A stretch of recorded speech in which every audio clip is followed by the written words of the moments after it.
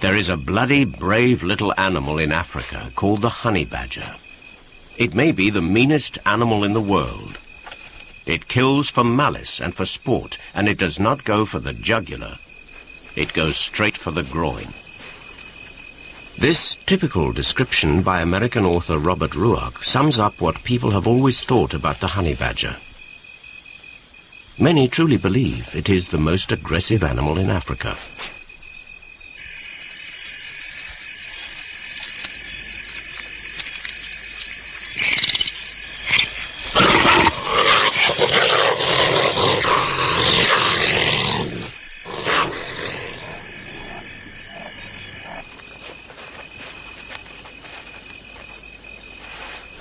The honey badger, sometimes called the ratel, has an aura of physical power and determination, and its coloring alone says to the world, stay clear.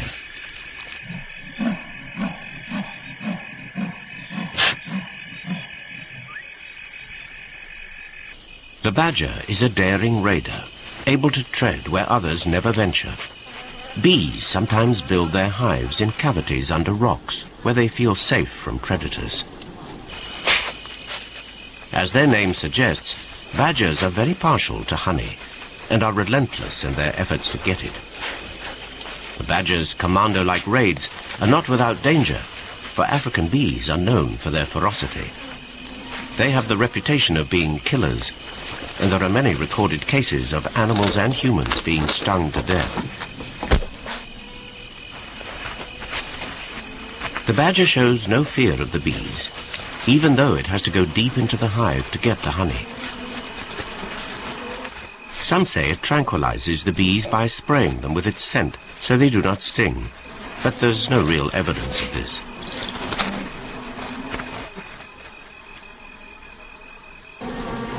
The mere thought of being inside the hive is enough to make anyone's hair stand on end. In the Tsavo National Park in Kenya, it has always been assumed that badgers are nocturnal and very hard to find. On the odd occasion when you do catch a glimpse of them, they'll probably be emerging from their sleeping places as the sun is going down.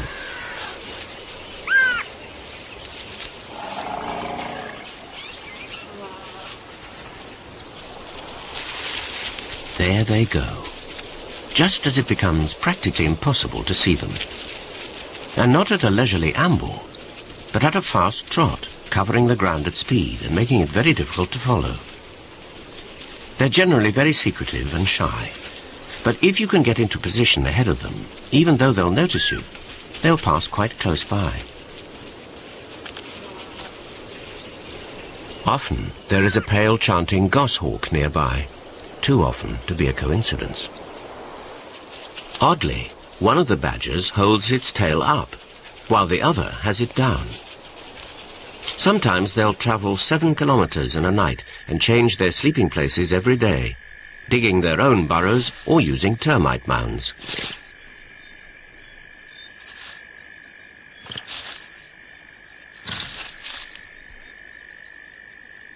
This is a young badger, and it appears to be alone.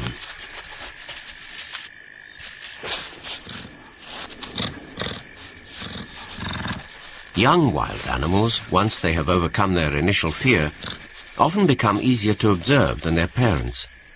Perhaps, like us, the young are more naive about what could happen. From watching this young badger, a different side to its character emerges. Somehow, it doesn't fit the description of a fearless, savage killer.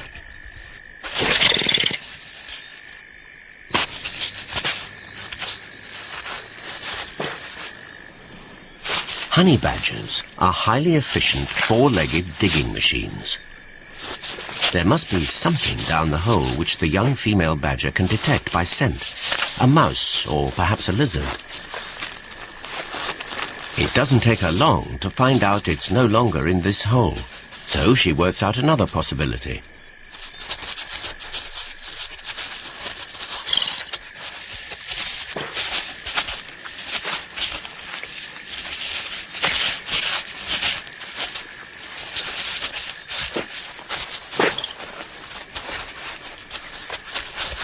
Whatever it is, it's clever enough to keep moving backwards and forwards.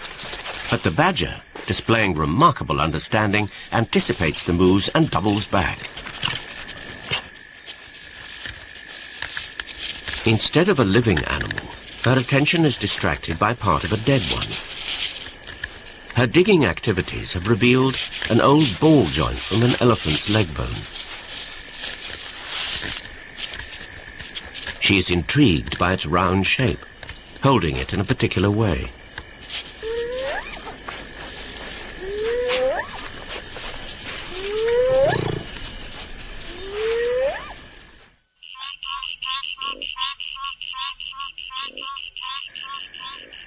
A few days after rain, millions of dung beetles dig their way out of their brood balls in underground chambers and emerge into the night. The beetles go in search of dung, which they find on the surface.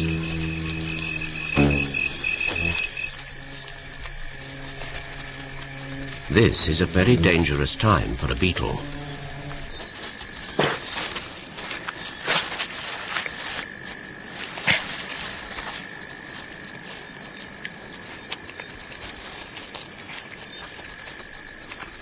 The time of rain is when beetles and badgers replenish fat reserves. Unfortunately for the beetles, they form a part of a badger's diet. There is one other insect which badgers know will bring a high reward, but it is not acquired without danger. On occasions, bees use old fallen trees for their hives, and a few weeks after the rains have begun, combs are heavy with honey, eggs, and larvae. Whereas badgers find beetles by smell and skillful digging, this one will have to resort to daring and determination to achieve its goal.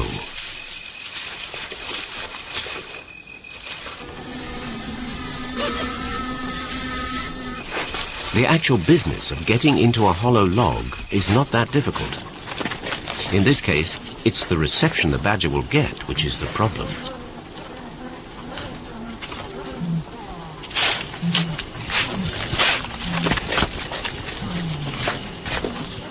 To face thousands of angry bees when trapped in such a confined space would be suicidal even for a badger. But then badgers are different from other animals. They seldom give up.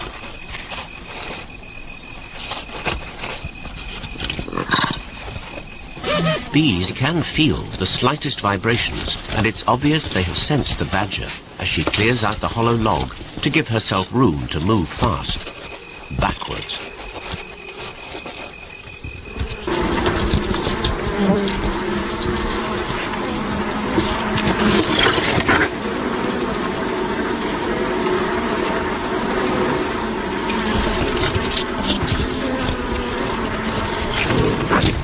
The badger is taking heavy punishment for its daring.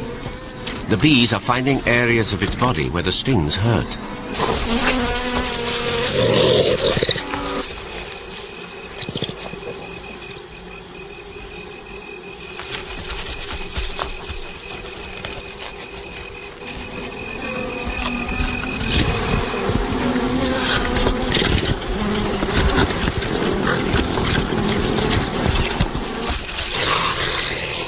Once again, the badger is driven off without getting more than a mouthful.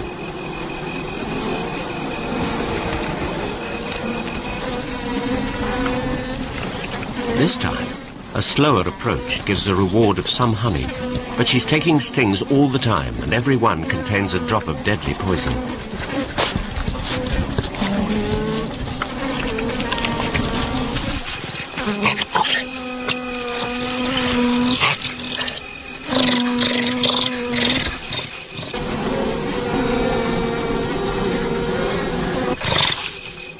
It seems she's had enough of bees and their painful stings. The damage to the combs is not drastic. Repairs will be made.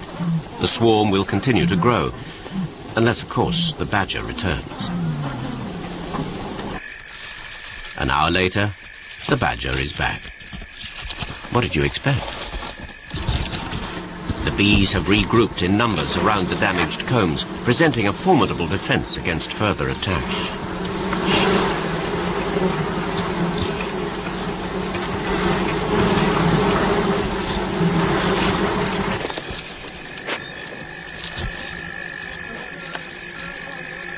The badger must still be feeling the effects of the stings she received from the first assault. But she plunges back in.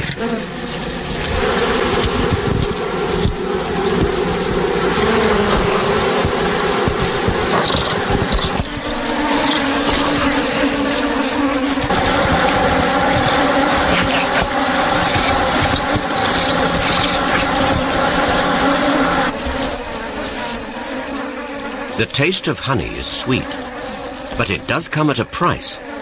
However, there's no question that the badger will give up.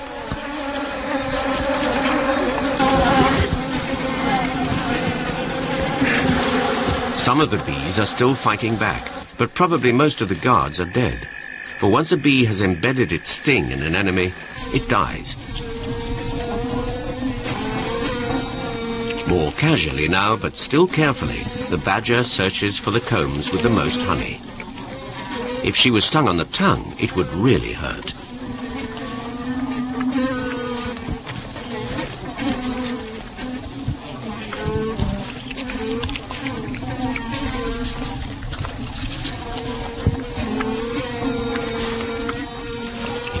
Many of the closed cells contain the next generation of bees.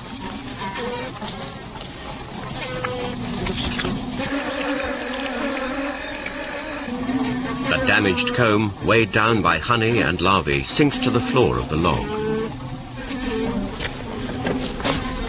Bees fall to the ground as whole combs are carried off to be devoured away from the infuriating stings.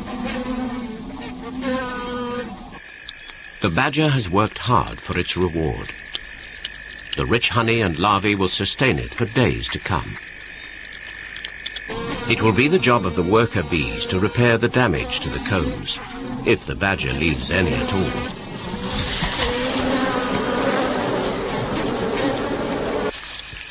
Regularly throughout the night, the badger returns for more and more, and she appears to devour every mouthful with equal relish. The bees, too, are filling their abdomens with honey in a desperate attempt to save some of the precious food supplies.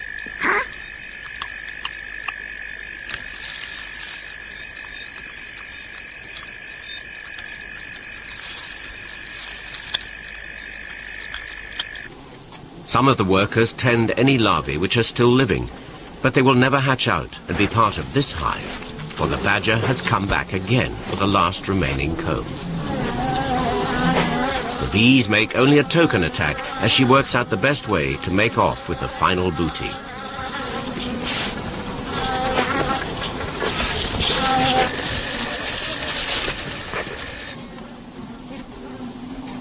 The bees check and recheck any remaining cells for honey, while the badger can only lick up the little which remains in the last comb. There's nothing left for a badger, and there's nothing left to fight for. A few bees suck up the last traces of honey on the side of the log. Every bit will help to sustain them. Outside, only a few broken bits of comb are testimony to the thoroughness of the raid. In the vast landscape of Savo, to find badgers, you look for pale chanting goshawks, which are easy to see. The birds often know where the badgers have gone to sleep. They'll wait for them to emerge and then follow.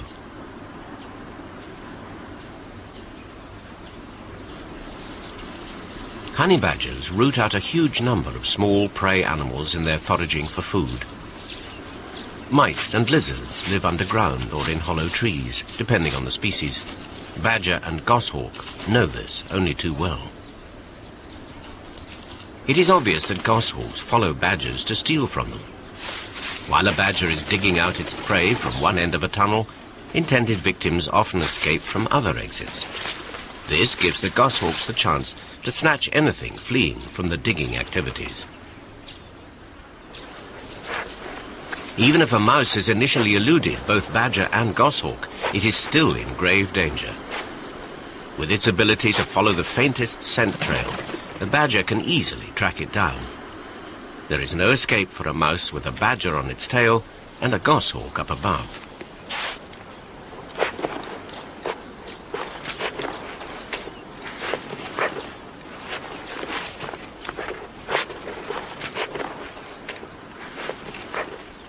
Working its way up slowly, the badger can smell or hear a mouse as it climbs upwards inside the tree.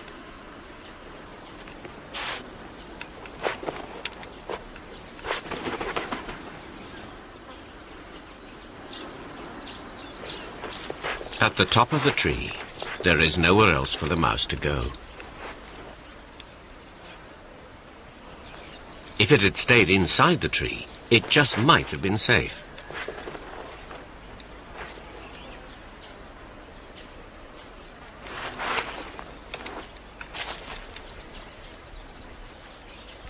Dropped it. A goshawk is always ready for any opportunity. The badger runs in a circle, searching like a bloodhound for the scent of the mouse. That's where it disappeared, carried away in the talons of the goshawk.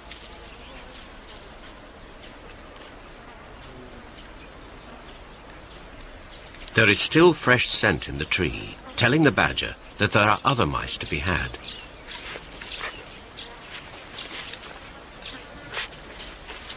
There goes another one, making a dash for it rather than be trapped at the top of the tree. Once again, the badger moves in a circle, narrowing down the area where the mouse could be hiding. It can scent a mouse from 10 feet away, and it's quite sure of finding this one. From one tree to another, the mouse is in a critical position, for the badger is tremendously strong and may well be able to rip open its hiding place.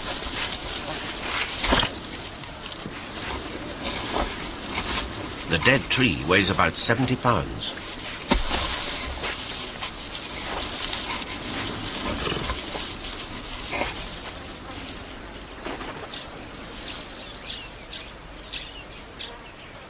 The goshawk had flown a long way to find the badger.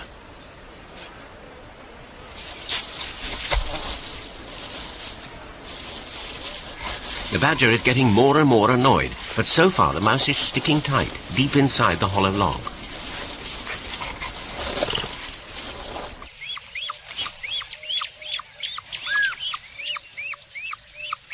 Throughout its 6 weeks of life, the baby goshawk has been fed many times by courtesy of the badger. But while still confined to the nest, it can have no idea of this very special relationship. This association between goshawk and badger seems to be a one-sided one in favor of the bird. It's even more one-sided for the mouse. But still the badger has not been able to break open the log. How does the adult goshawk know to follow the badger to benefit from its hunting methods? And how long has it taken for this behavior to evolve? Does the chick know by instinct, or will it have to learn?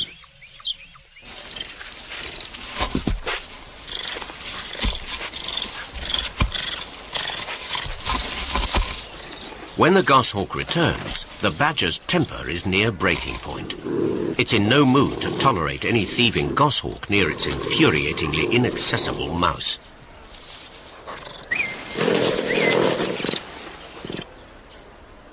The goshawk will get nothing more from the badger now, but it has successfully fed its chick.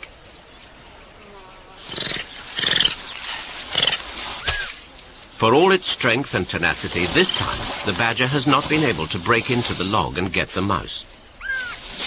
4 hours of effort has been wasted on a single tiny mouthful.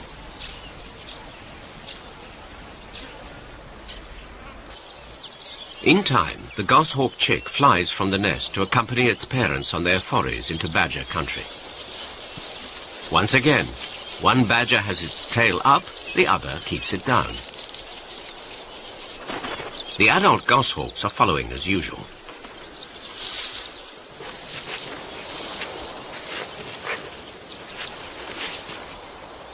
Badgers vary from this very white two-tone phase to black all over. The goshawk's chick watches what its parents are doing, but with no apparent interest. Then, from its high vantage point, the chick sees a third badger some distance away. Quite suddenly, it makes the decision to have a look at this one for itself. The unchallenged presence of this strange badger in the other's territory is intriguing.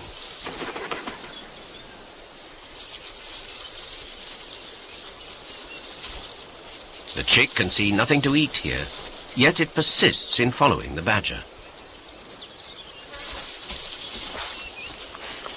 Most honey badgers live in the drier areas of Africa, and they have developed special ways to find a food source denied to other animals.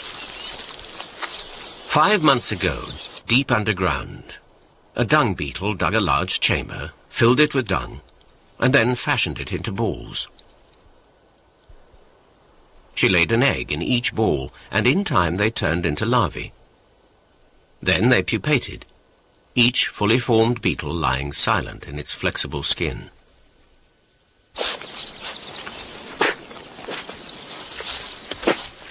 It has been suggested the badger's snorts work like an echo sounder, and that it can detect the return signals from the beetle's chambers. But how can it distinguish these from all other cavities? Most probably the badger's incredible sense of smell is the answer.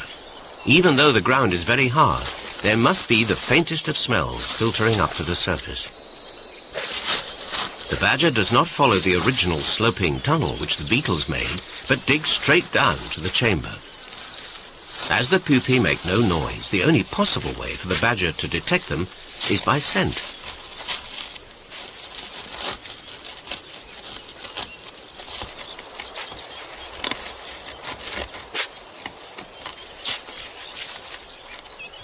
This activity will not benefit the goshawk, because there is only one pupa in each ball, and there's no way the badger will leave the ball unguarded until it has finished every last bit.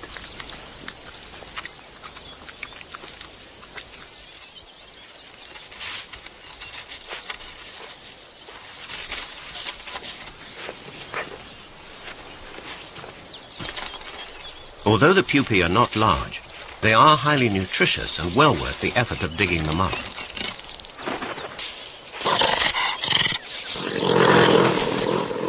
The young goshawk knows he'll get nothing from the badger for now, but the seed of interest has been planted in his mind, and one day he will find out that there is more to badgers than dung balls. The length of a badger's body, hanging on its outstretched legs, determines the depth it can reach without falling into the hole. The badger leaves her mark in the empty hole.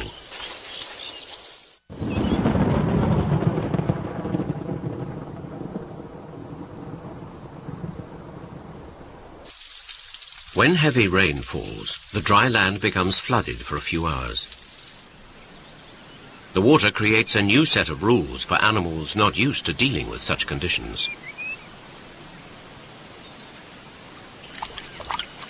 The versatile badger, however, quite easily resorts to searching for drenched and drowning prey.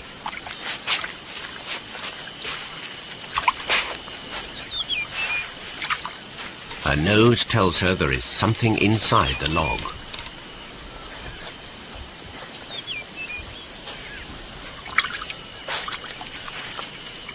Her sensitive claws search every nook and cranny.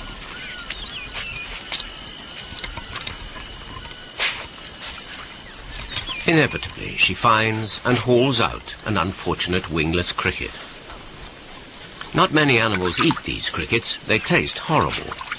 She appears to be washing it, but in the process loses it.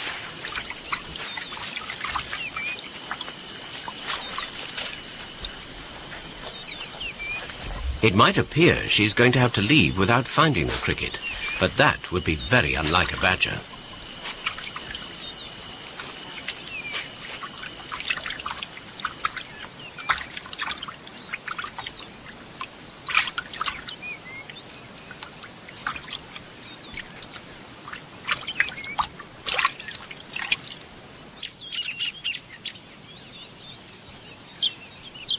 A young badger may find out that mice live in colonies from hunting with its parents. The goshawk chick, it would seem, finds this out by watching the badger.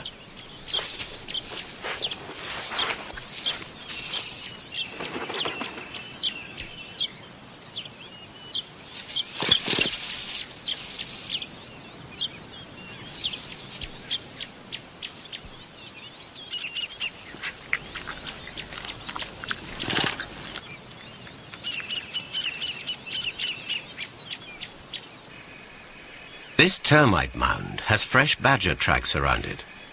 And there is a spotted eagle owl waiting for something to happen. But then owls always appear to be waiting.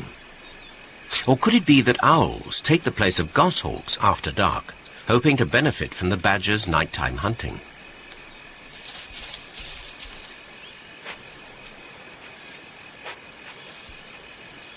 The young female seems agitated and on edge.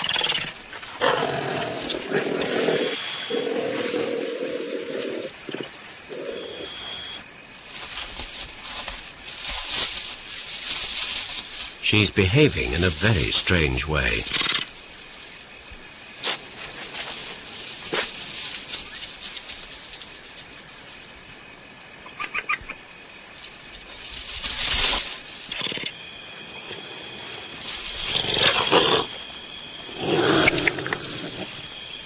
It's an enormous male.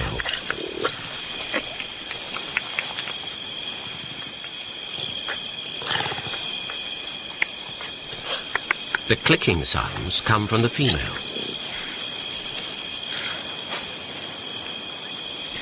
The male's back is very dark because he's been digging in damp soil.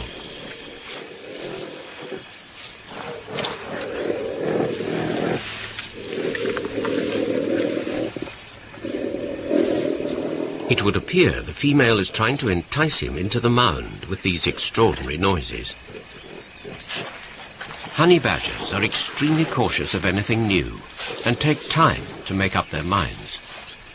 The female seems tired of being ignored. The male is marking furiously.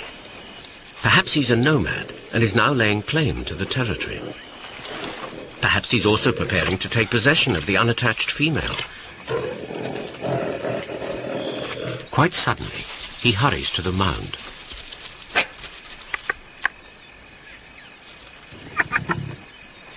Built like a tank, he must weigh 25 pounds, almost double the female's weight.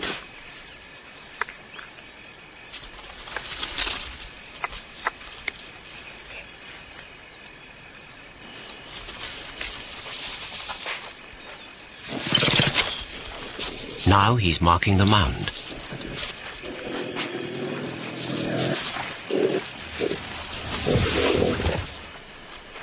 Then, later that night, he disappeared again. Was this the end of the relationship, or just another unknown part of badger behavior?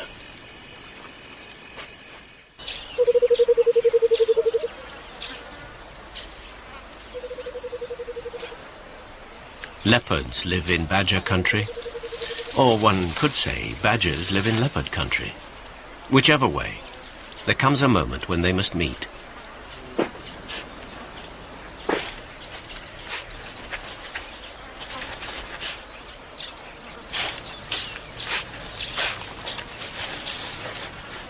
The young badger, only 10 inches tall, cannot see the leopard, but can scent he is there.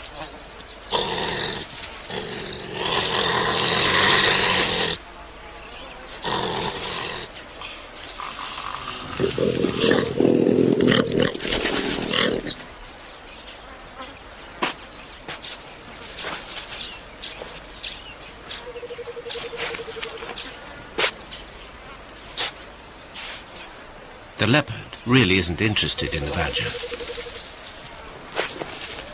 Once it knows the nature of its enemy, the badger's inherent fearlessness allows it to make a dignified retreat.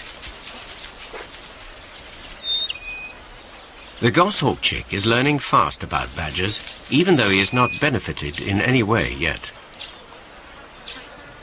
The young badger can feed itself in this time of plenty because of its ability to smell and dig. The wonder of it is how the young goshawk sees in the actions of the badger an opportunity for it to improve its own chances of survival.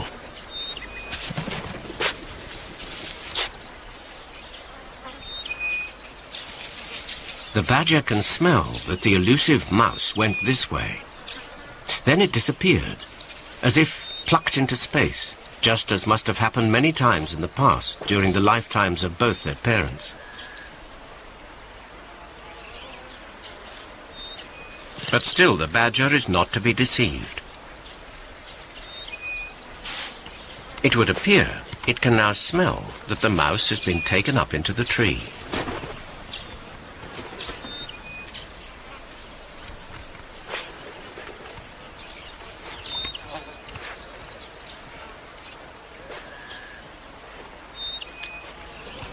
It's clear the badger gets nothing from this association with the goshawk.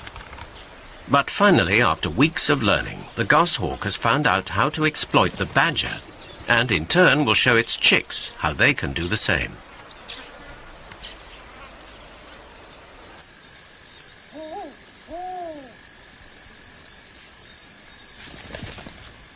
We know so little about badger behavior that it's difficult to know what is happening here.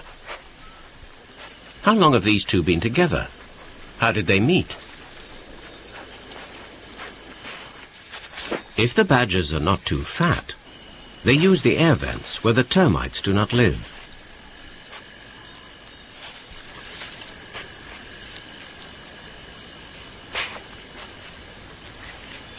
This male is about 4 years old, and the female would be about the same.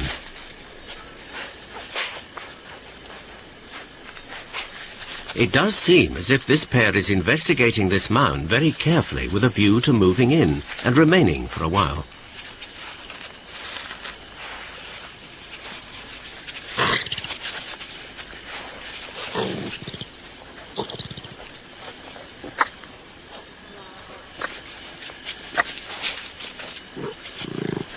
Although the male is so much larger than the female, he retreats and appears very tolerant of her irritability.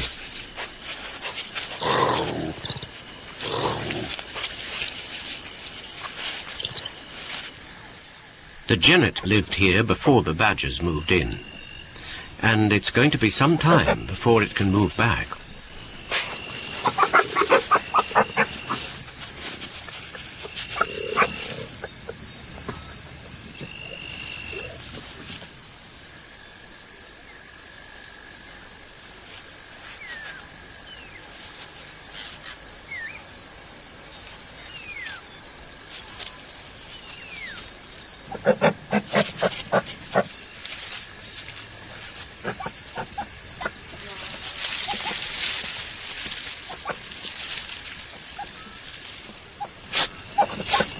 The badgers begin digging out the termite mound to suit their large bodies.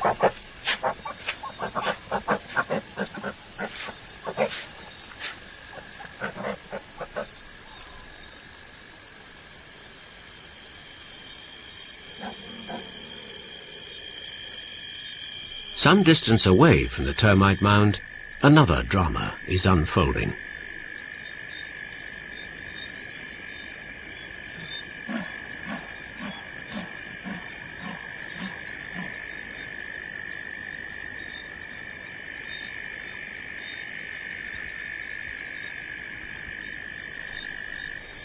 In the tree where he has dragged his kill, a leopard likes to feed in the cool of the night, secure from all other predators.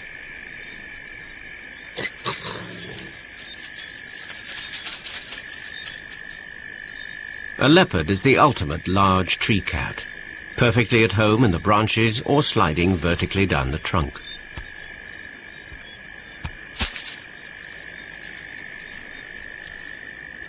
The kill is safe, and the leopard feels he can move off to rest, believing his dinner is protected.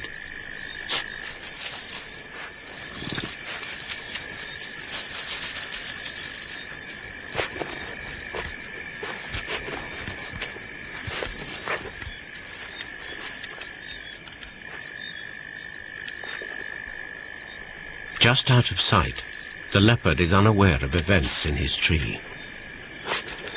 A badger is trying to use its enormous strength to pull off a piece from the carcass of the impala, but without a good grip, it's having a difficult time.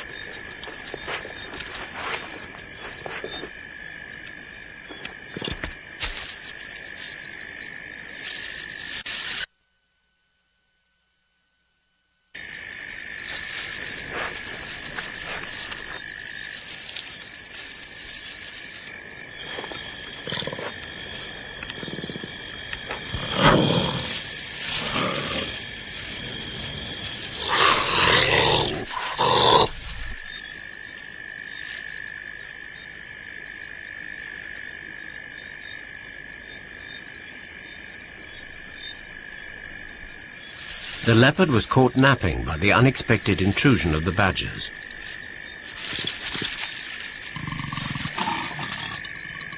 Now he seems unsure of what they might get up to next, so he returns to guard the carcass, and while he's there, instinctively begins to eat again.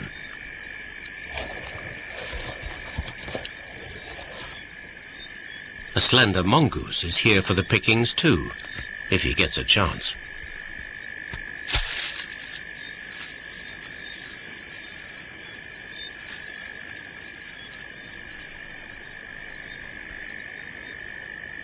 After eating so much meat, the leopard needs to drink. The mongoose thinks the coast is clear, but so do a growing number of badgers.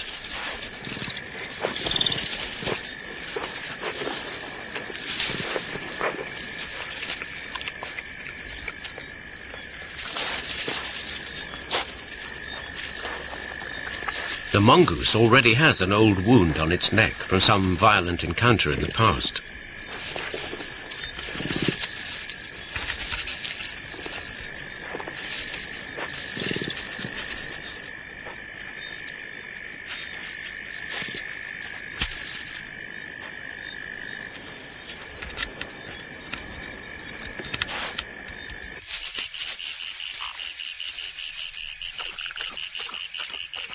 It'll take the leopard 10 minutes to quench his thirst, and a lot can happen in that time.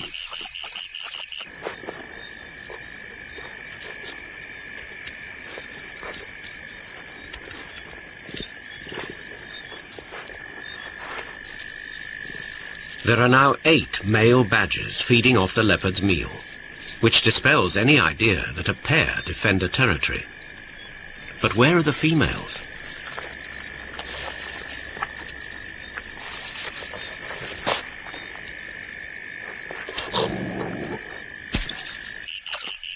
The leopard must satisfy his thirst, so he has to remain out of sight. Nevertheless, he must be thinking about what might be happening back at the tree.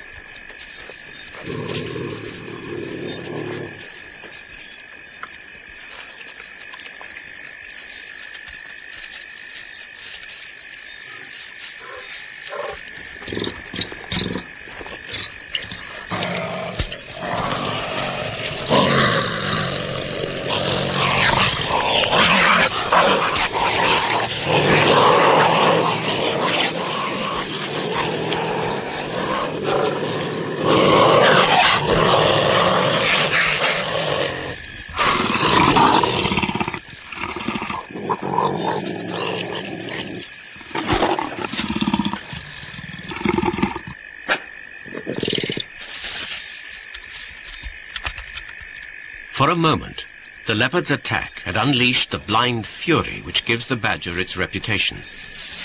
But equally as quickly, the mood changes back to cheeky indifference and allows one of the badgers to coolly remove a thorn from its foot.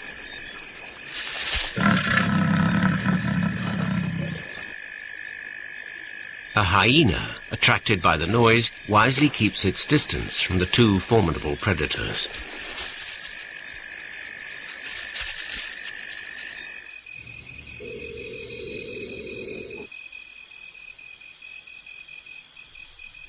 At the termite mound, the spotted eagle owl is back, but the presence of a white-tailed mongoose would seem to indicate the badgers have left.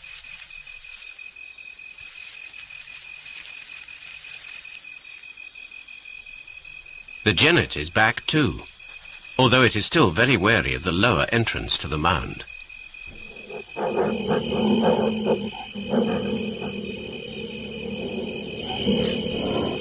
It's the badgers. They haven't left. Oblivious to the outside world, they are mating deep inside the mound.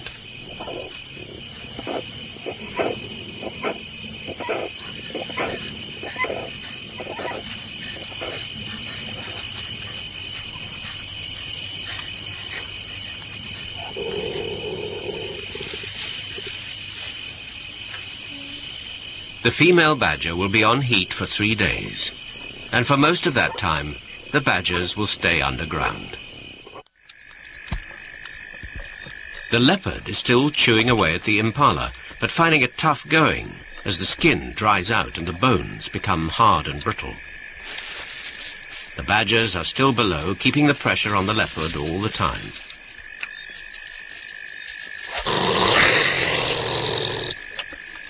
In addition, the leopard is now being plagued by biting flies around his rear end.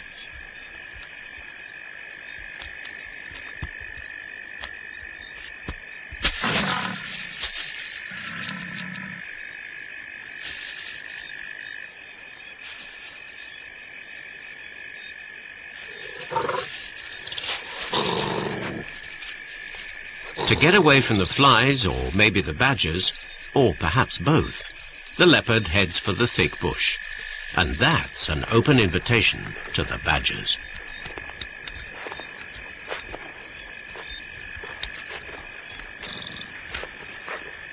At last, the badgers have achieved their goal, to take over the carcass and have a real feast. But this one is in for a nasty surprise.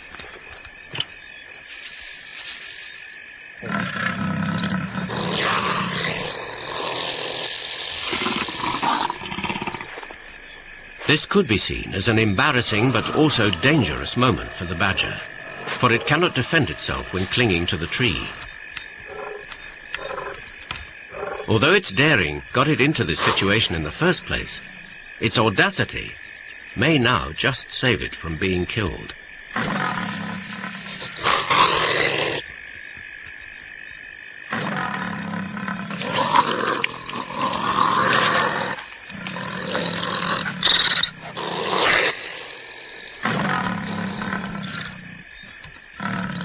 With his escape route blocked, the badger still does not panic, but resorts to a clever alternative.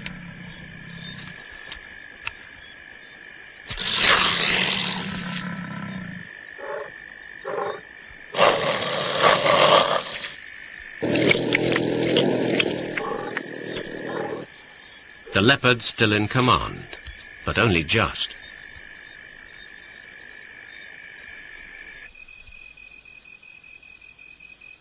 Back at the termite mound, all is much quieter now. The genet is still hoping to get its regular sleeping place back, sometime. The male badger is impatient to leave the mound. The 3 days and nights of courtship are over, and it's time to go in search of food. As the female follows the male into the shadows, there is no way we can go with them.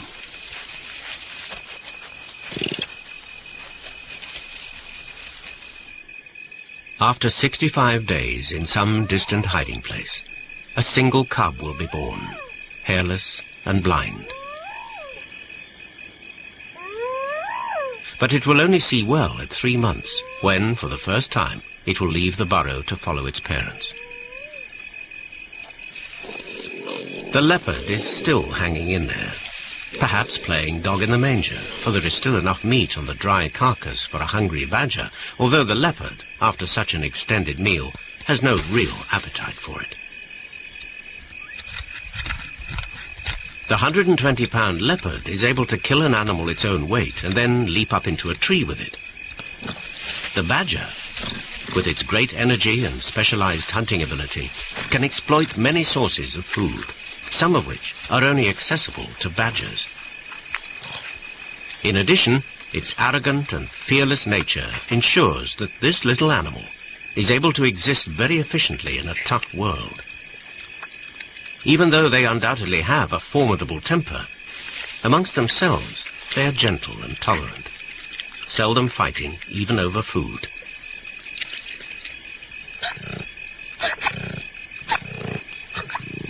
In the violent world of the predator, what strange behavior dictates that this ferocious male should beg for food from a female who is so much smaller?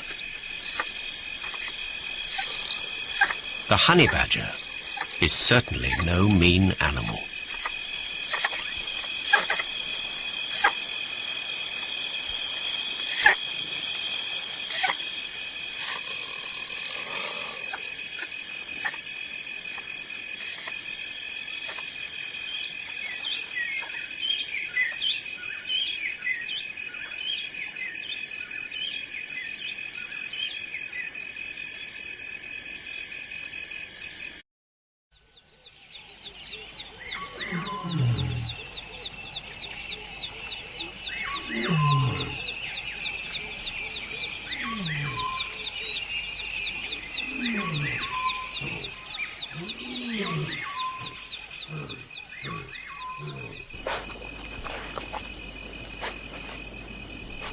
There is a bloody, brave little animal in Africa called the honey badger.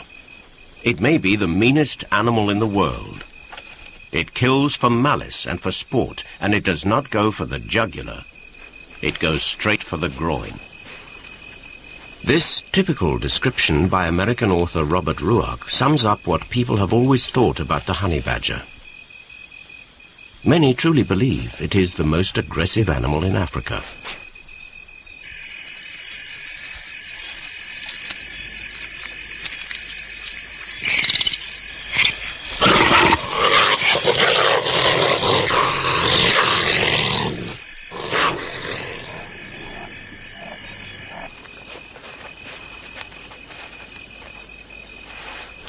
The honey badger, sometimes called the ratel, has an aura of physical power and determination, and its colouring alone says to the world, stay clear.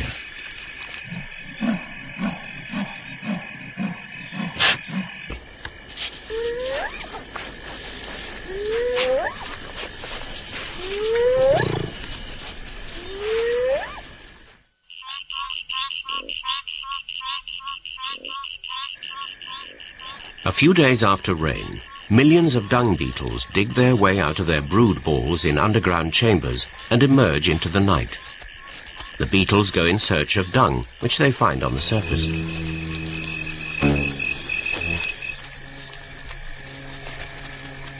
This is a very dangerous time for a beetle.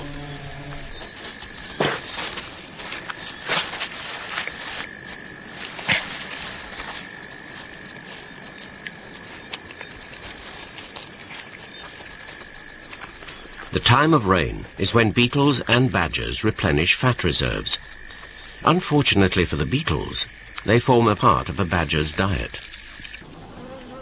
There is one other insect which badgers know will bring a high reward, but it is not acquired without danger.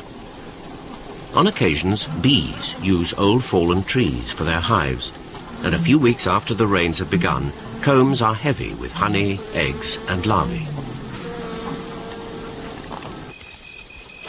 Whereas badgers find beetles by smell and skillful digging, this one will have to resort to daring and determination to it. The badger is a daring raider, able to tread where others never venture. Bees sometimes build their hives in cavities under rocks, where they feel safe from predators. As their name suggests, badgers are very partial to honey, and are relentless in their efforts to get it. The badger's commando-like raids are not without danger, for African bees are known for their ferocity. They have the reputation of being killers, and there are many recorded cases of animals and humans being stung to death.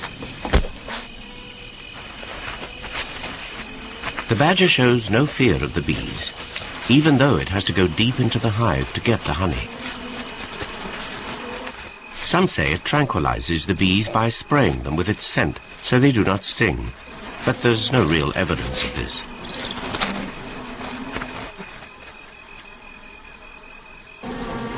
The mere thought of being inside the hive is enough to make anyone's hair stand on end. In the Tsavo National Park in Kenya, it has always been assumed that badgers are nocturnal and very hard to find. On the odd occasion when you do catch a glimpse of them, they'll probably be emerging from their sleeping places as the sun is going down. A different side to its character emerges. Somehow, it doesn't fit the description of a fearless, savage killer.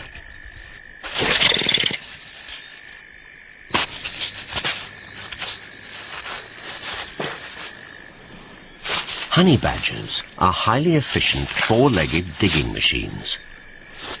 There must be something down the hole which the young female badger can detect by scent, a mouse or perhaps a lizard.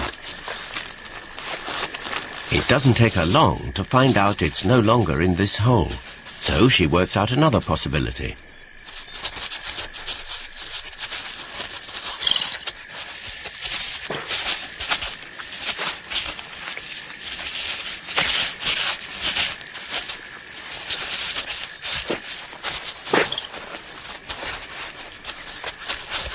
Whatever it is, it's clever enough to keep moving backwards and forwards. But the badger, displaying remarkable understanding, anticipates the moves and doubles back.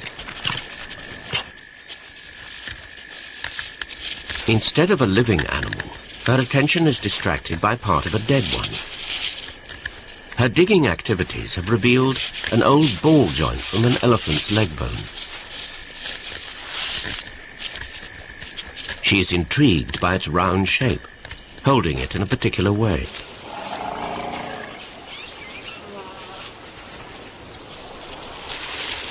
There they go, just as it becomes practically impossible to see them. And not at a leisurely amble, but at a fast trot, covering the ground at speed and making it very difficult to follow. They're generally very secretive and shy, but if you can get into position ahead of them, even though they'll notice you, they'll pass quite close by. Often there is a pale chanting goshawk nearby, too often to be a coincidence. Oddly, one of the badgers holds its tail up, while the other has it down. Sometimes they'll travel 7 kilometers in a night and change their sleeping places every day, digging their own burrows or using termite mounds.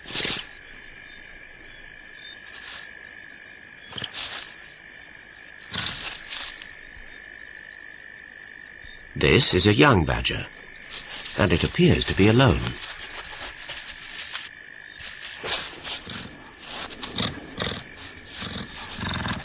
Young wild animals, once they have overcome their initial fear, often become easier to observe than their parents. Perhaps, like us, the young are more naive about what could happen. From watching this young badger,